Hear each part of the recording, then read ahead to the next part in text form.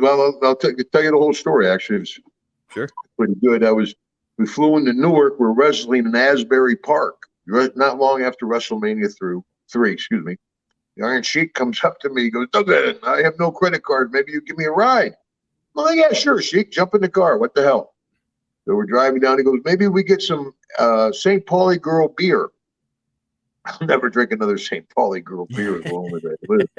I'm like, sure, okay, let's get some St. Pauli Girl beer. We got a 6-pack of beer, not too far from Newark to Asbury Park. We're driving down to Garden State Parkway. I'm like, Sheiky, you want to smoke a little weed? I'm like, sure. So I had like 4 joints rolled up. So we burned one. And we're driving down. I'm drinking the beer on the parkway.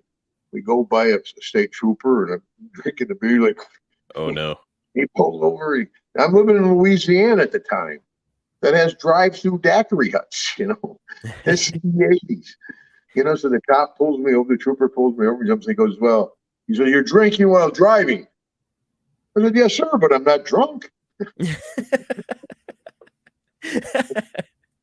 He goes, it's illegal in New Jersey. Not in Louisiana. Oh, no. But he goes, and so he says, you got anything you want to tell me about? And of course, I know you can smell the weed. My dad was a cop. I get along with cops. To this day, cops are my friends. Mm-hmm. I said, yes, sir, officer. There's a small amount of marijuana under my seat, which in Louisiana, they take it, tell you to get the hell out of town, right? Yeah. Cop pulled me out of the car, feet back and spread them. Oh, USA. Nothing.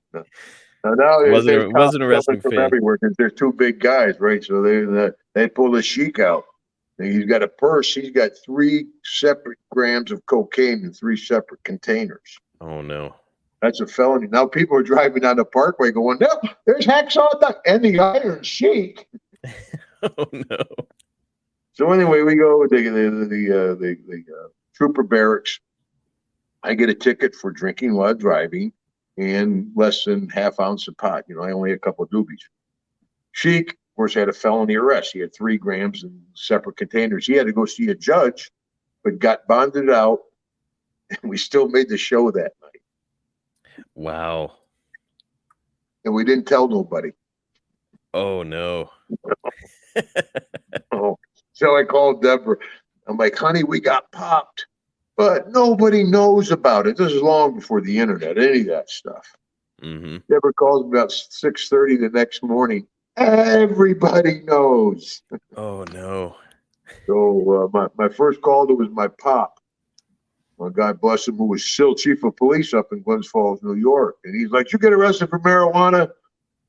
I said, yes, sir. I know sooner or later you get arrested for that. Chewed my ass a little bit. He said, get arrested for cocaine? I said, no, sir. I get arrested for pot. So my family, after the initial chewing out that I deserved, my family rallied around me because they realized what a huge shot this was going to be to my career. Yeah. My next call was to Vince. And never in my life have I gotten through so quick to Vince McMahon, I'll tell you. And I'm like, you're like Jim Duggan for Vince, I'm like, Jim Duggan for Vince McMahon. Click, click. Jim?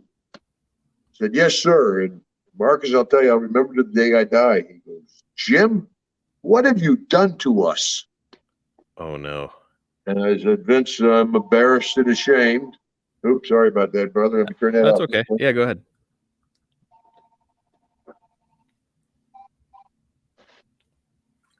I told him, I said, oop, there we go.